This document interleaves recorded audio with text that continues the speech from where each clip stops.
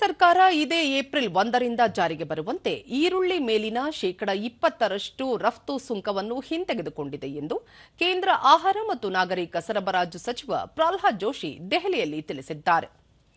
2024ರ September 13ರಿಂದ ರಫ್ತು ಸುಂಕ ಜಾರಿಯಲ್ಲಿತ್ತು. ಈ ಹಿನ್ನೆಲೆಯಲ್ಲಿ ಕೇಂದ್ರ ಗ್ರಾಹಕ ವ್ಯವಹಾರಗಳ ಇಲಾಖೆ ಸಂವಹನದ ಮೇರೆಗೆ ಕಂದಾಯ ಇಲಾಖೆ ಈ ಬಗ್ಗೆ ನಿನ್ನೆ ಅಧಿಸೂಚನೆ ಹೊರಡಿಸಿದೆ. ದೇಶೀಯವಾಗಿ ಈರುಳ್ಳಿ ಬೆಳೆ ಮತ್ತು ದಾಸ್ತಾನು ಲಭ್ಯತೆ ಆಧರಿಸಿ ಈ ಕ್ರಮ ಕೈಗೊಳ್ಳಲಾಗಿದೆ ಎಂದು ಸಚಿವ ಪ್ರಹ್ಲಾದ್ ಜೋಶಿ ತಿಳಿಸಿದ್ದಾರೆ. ರಬಿ ಬೆಳೆ ಉತ್ತಮವಾದ್ದರಿಂದ ಮಂಡಿ ಮತ್ತು ಚಿಲ್ಲರೆ ಮಾರಾಟದಲ್ಲಿ ಬೆಲೆ ಕಡಿಮೆಯಾಗಿದೆ. ಈ ಹಂತದಲ್ಲಿ ರೈತರಿಗೆ ಲಾಭದಾಯಕ ಬೆಲೆ ಖಾತರಿಪಡಿಸುವ ಮತ್ತು ಗ್ರಾಹಕರಿಗೆ ಕೈಗೆಟುಕುವಂತೆ ಈರುಳ್ಳಿ ಬೆಲೆ ಕಾಯ್ದುಕೊಳ್ಳುವಲ್ಲಿ ಕೇಂದ್ರ ಸರ್ಕಾರ ಬದ್ಧತೆ ತೋರಿದೆ ಎಂದು ಮಾಹಿತಿ ನೀಡಿದರು.